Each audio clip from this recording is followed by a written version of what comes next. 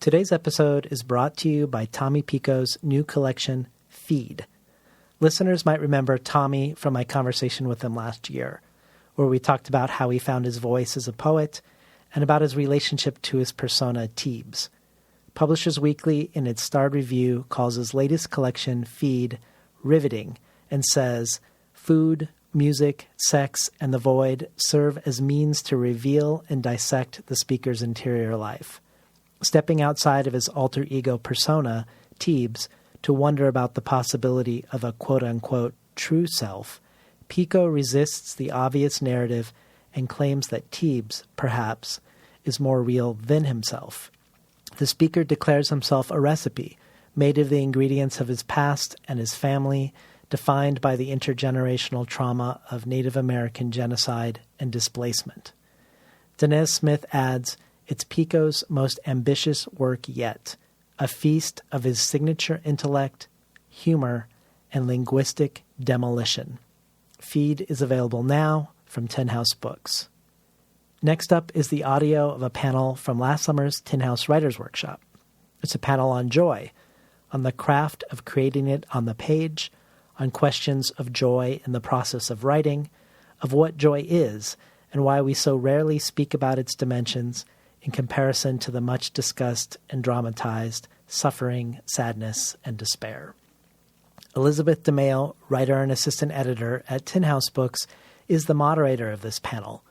You can find her other interviews, her book reviews, and her writing at ElizabethDeMeo, DEMEO.com. And the panelists are Kelly Link, Garth Greenwell, and Justin Torres. Kelly and Justin have both been past guests on Between the Covers, and Garth's reading from his forthcoming book, Cleanness, is part of a recent Tin House Live episode. You can find all three of these episodes at tinhouse.com/podcasts. Without further ado, here's the panel on writing towards joy. I'm so excited to be here with these three wonderful panelists. Thank you all. It is an honor and a joy. See how many times the word joy gets said during this panel. Play a game. Okay. I sort of have three general hopes of things we'll cover here, but we'll, swerve and veer, and that's great too. I'd like to sort of get to what is joy, what do we mean when we say it, why does it matter to write towards it, to talk about it, and how do we do it? We're there on the page, what happens? And hopefully we'll have time for a couple questions. So I'd like to kind of start out with that what question. I looked a little bit at the etymology of joy and the history in preparing for this panel. Something I think is interesting throughout history and even today is the way it's often tied to religion. Lots of religious texts mention joy specifically. And I'm going to start us out with just a quote. This is from a Quaker woman, Elise Boulding, and she delivered this at a Meeting House lecture in 1956. She said, "For the real difference between happiness and joy is that one is grounded in this world, the other in eternity. Happiness cannot encompass suffering and evil, joy can. Happiness depends on the present, joy leaps into the future and triumphantly creates a new present out of it." So with that kind of framework in mind, or the idea that we're specifically trying to get at what joy is, as distinct from happiness or something else, I want to start off with a question for you, Kelly. I was reading an essay that you wrote, adapted from your introduction to an anniversary edition of Angela Carter's The Bloody Chamber. And this is something you said in that essay. Carter's versions of these fairy tales, the way she approached them, with joy, with intelligence, with irreverence, with love, with fearlessness, made me look again at the ghost stories and children's books that I read for pleasure. It made me see how necessary that joy in reading was to how I wanted to proceed as a writer. And I'm curious for you, when you say something like that as a writer and as a reader, when you're calling a text joyful or saying your reading experience was joyful, what does that mean to you? Is it a feeling? Is it a quality in the work? What is that like? So joy is a feeling as a reader versus joy as a writer. I think if you're a writer, then even reading sometimes becomes beautiful or informational, as opposed to joy, which I think of is more of an unexpected welling up of something. Moving into a space which you were not expecting to find. A lot of people who write in genres like science fiction and fantasy talk about a sense of wonder, which is, I think, next door to the sense of joy, and joy as a reader can be an unexpected recognition of yourself on the page, or something that you know to be true about your own experience. It can be a complication that when you read it, that you recognize something in it. It can be also, I think, it can have that religious feel of sort of an abundance, or in a moment in which surprise overwhelms or redirects a routine pattern of thought or understanding. Okay, that was an awesome answer, and I think sort of segues well into a question that I had for you, Garth. So there's an interview of yours that I read in The New Yorker, and you're talking about your story, The Frog King. It's a wonderful story. If y'all don't know it, I recommend. And you're talking about some of your goals in writing that story. You say, to a certain kind of temperament, my temperament, I guess, the assumption that happiness is less interesting than suffering, happy families are all alike, etc., and therefore a less worthy subject for art seems natural, self-evident. But I think that assumption is wrong. It's an aesthetic failing, but also a moral one, it seems to me now, to see happiness, even very ordinary happiness, as somehow less profound, variegated, interesting, less accommodating of insight than other kinds of experience. And then a little bit further on, you say in the story, I wanted to challenge myself to take happiness seriously. The surprise for me was how painful it was to write it. And I'm curious to hear from you and from everyone on this panel whether that's that sort of normative idea that happiness is less interesting or writing towards joy is less interesting. Have you found that in workshops or in however it is you sort of came to practice? Is that something you see students or yourself grappling with, now or earlier on? And how do you push towards or against that idea? Yeah, well, those are questions I'm really asking myself. I mean, my temperament is not just toward a sort of presumption of the profundity of suffering, but also toward extremity. And whether that's a kind of extremity of suffering or an extremity of sort of ecstasy, to imagine that the kind of significance art is made from happens at the extremes. That's an assumption I increasingly want to question. And I think part of the reason I want to question it is simply biographical. I've talked about a little bit in my workshop that it's funny when one finds oneself in a life one would never have imagined for oneself. And, for the last 6 years, I've been in a remarkably domestic relationship. And, to sort of find oneself, and because I do feel like I am someone who has sought in certain realms of life, in some kinds of life I feel like I'm very risk averse, but in other realms of life I've sought out a kind of intensity that one finds in risky places. I believe this thing, I think basically I do have a kind of tragic view of life. I don't think one chooses that. I think that's temperament. But I also believe that no matter, one might, with such a temperament, sort of have little spikes of joy that then collapse immediately back to sort of, so it's like, oh, I have a book, I'm a real writer, and then no, I'm not. And sort of you live where you live.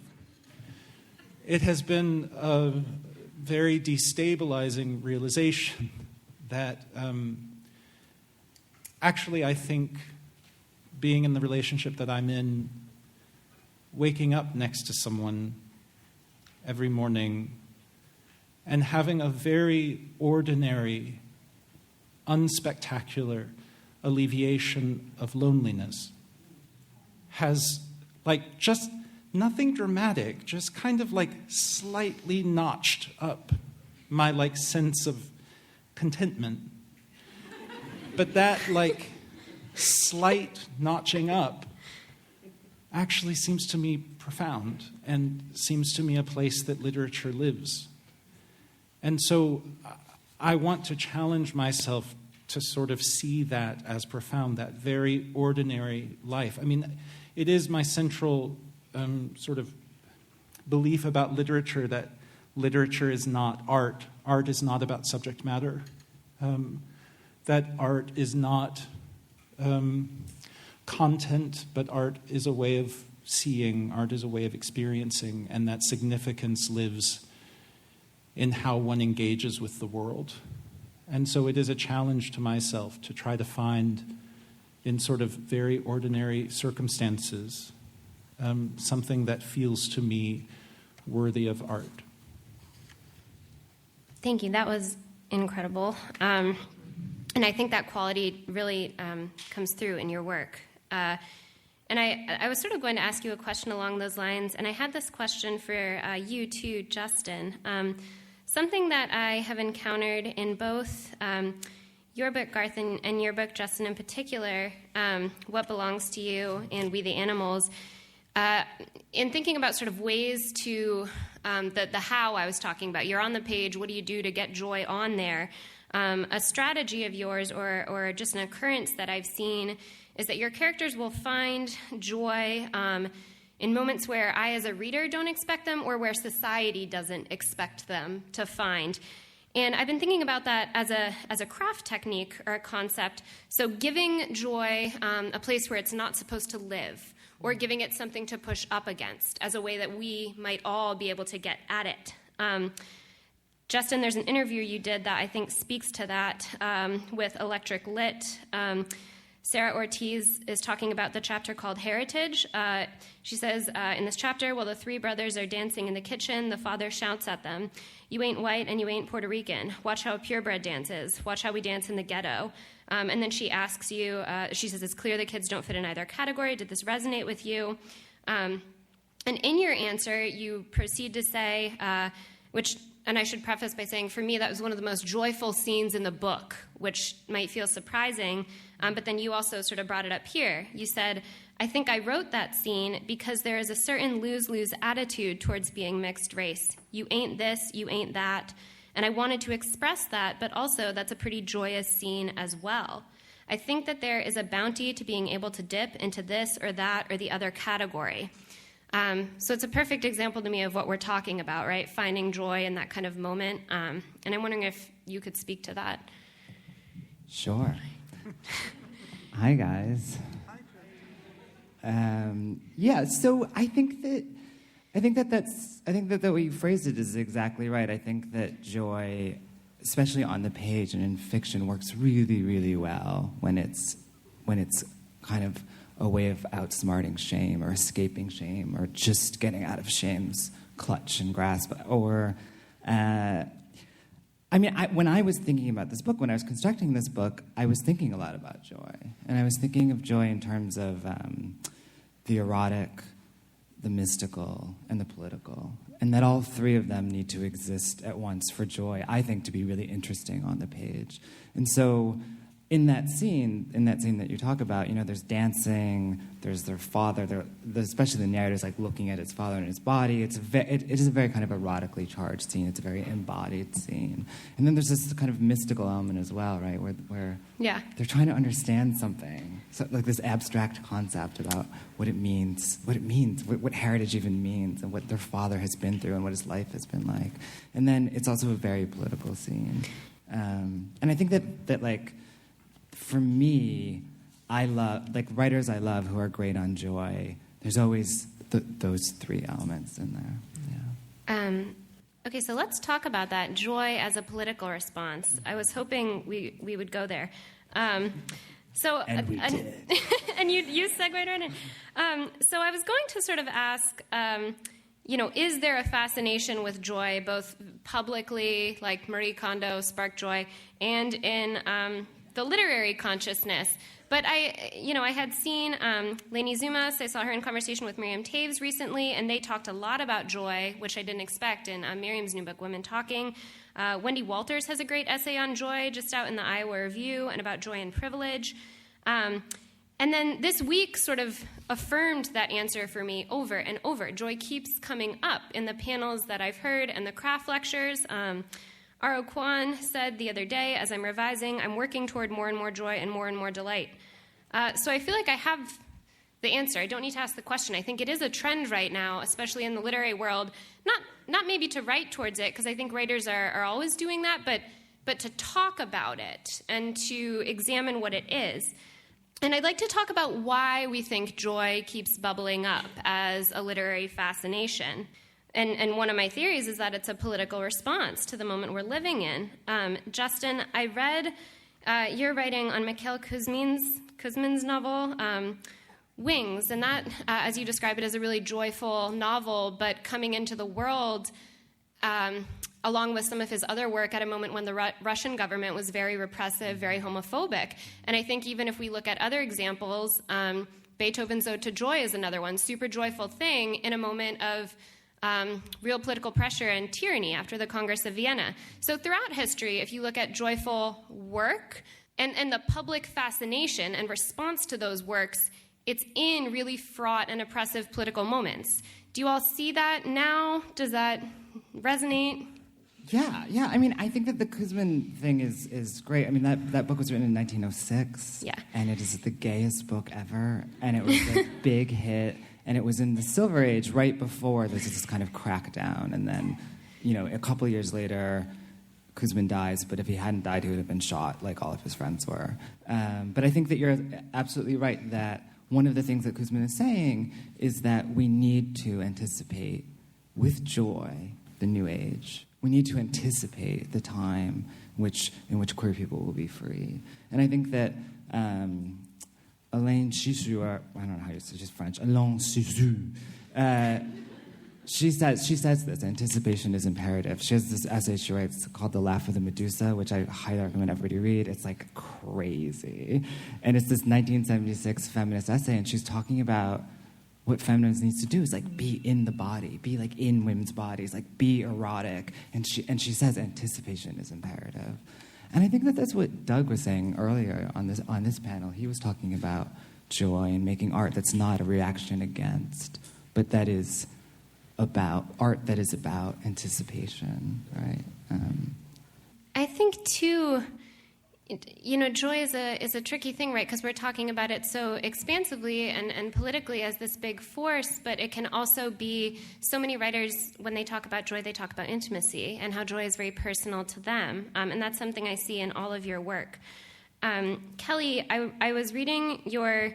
so she gave a fantastic speech recently at the One Story Debutante Ball. I think they published it on LitHub, if y'all want to go read it. But I pulled something from that you said, which was, she's giving advice to new writers, and you said, take risks, write about things that matter to you, even if you aren't sure that they matter to anyone else. Don't be ashamed of the things that you unabashedly love in narrative. Investigate them with a loving heart. That is something I've felt so long when reading your work, is just like a joy that comes through in every single paragraph and sentence. I feel like you can tell the writer is loving what's happening. And I wanted to talk about that as like a craft technique that we can use to kind of write towards joy. So I will do what I usually do when talking about writing versus joy, which is say, I hate writing. I hate almost every single part of it. I read that quote too, and I didn't include, but I'm glad. I sit down with bitterness. I look at the blank page with bitterness. I may do some work, but every time I come back, mostly I'm filled with bitterness that I have to come back to it. And bitterness and despair. And I mean, I realize this is funny, but it's also true. But For me, I have to move past that stage. Maybe some people can actually exist productively in that stage, but for me, it's paralyzing. And so the process of writing is a process of trying to find things that will be, in fact, joyful. So things that are possible to do with language are a source of joy. Layering, the talk that Jim Shepard gave about both and. One of the things about joy is not. It is not always only a singular emotion. It is an emotion that can exist in conjunction with other emotions, which is something I'm super interested in. And so joy and anger can exist together. Joy and terror can exist together in that sort of ecstatic way. And so revision is, if I am able to find space in a story for something that I did not know that I would have space for, I have a certain amount of, I feel joy. I have a lot of other techniques for sort of increasing the possibility that I will find joy. Community is, especially at the size, is exhausting, but it is also a space in which there are multiple opportunities for joy, in part because I really am always extremely pleased to be in the company of people who want to talk about their experience of writing and reading. And the things that people say about writing and reading often provide me with a great deal of joy. They don't have to map onto my experience. I can even think sometimes that the things that they are saying make no sense to me, but that is also joyful, that the range of writing and reading is so very large that it is sort of an overwhelming abundance of range and possibility and voice. The other thing I will say about writing and community and joy is I don't take a particular amount of joy. I may take satisfaction or sort of pleasure in things that happen in terms of career, but what I do find is it's very easy to take joy in other people's success. That again, joy is that extra thing. It's the overabundance. It's the space that sort of takes you by surprise. I think there is something mischievous about joy, which is true of Angela Carter, and I think that there is something almost inappropriate or slapstick about it, and that may sometimes be, there may be kind of a selfish aspect to that or a cruel aspect to it, but there's also the ecstatic aspect. Thank you. I love the idea of sort of joy mixed with other feelings and the ways we might layer those in. And Garth, in an interview of yours that I read in the Paris Review, you talk with Nicole Rudick about that. There's a moment where she's talking about the character in your book, What Belongs to You, and she says, shame and joy coexist surprisingly often for him.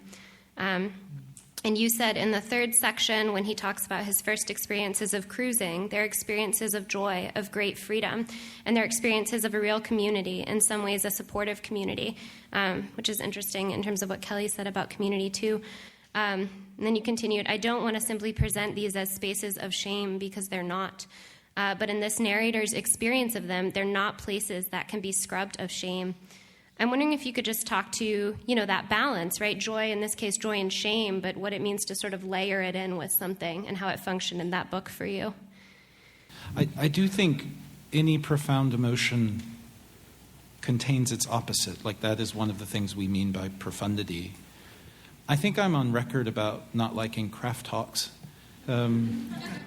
except for all the craft talks this week. But my favorite craft talk is Keats's Ode to Melancholy, which I think is a really profound poem about what it means to put profound emotion on the page. And he has that wonderful line, joy whose hand is ever at his lips bidding adieu. Right? So this idea, yeah, I know, for real. I don't think Keats was queer, but that's totally queer. Like, that's sort of queer melancholy, queer joy. This idea of futurity, I think queer people have always had to imagine joy in the future. We've always been cruising utopia. But yeah, so this idea that, I guess another just one of my fundamental prejudices or beliefs is that anytime two human beings have a face-to-face encounter, all of the emotional notes are present. And I am interested in what seem like foregone conclusions that are then interrupted. So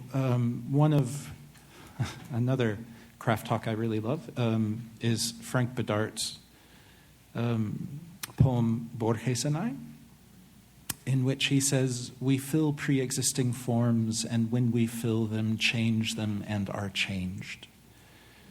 I wrote a book about sex work and about a relationship between two people who are separated by all kinds of complicated privilege and relations of power. And relations that maybe do not line up in all of the ways that we sort of presuppose.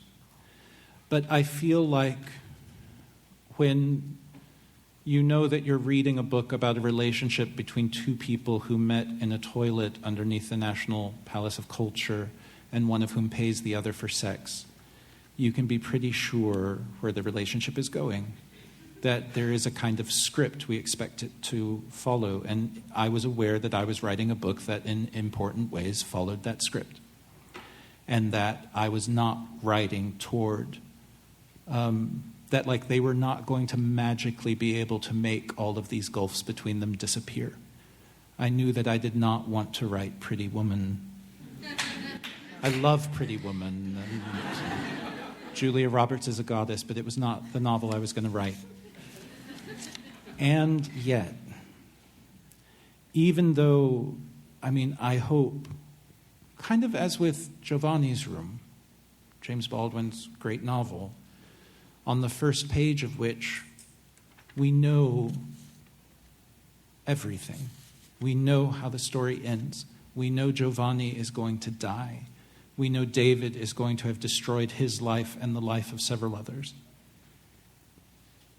And yet, something that literature does that I love is that it can,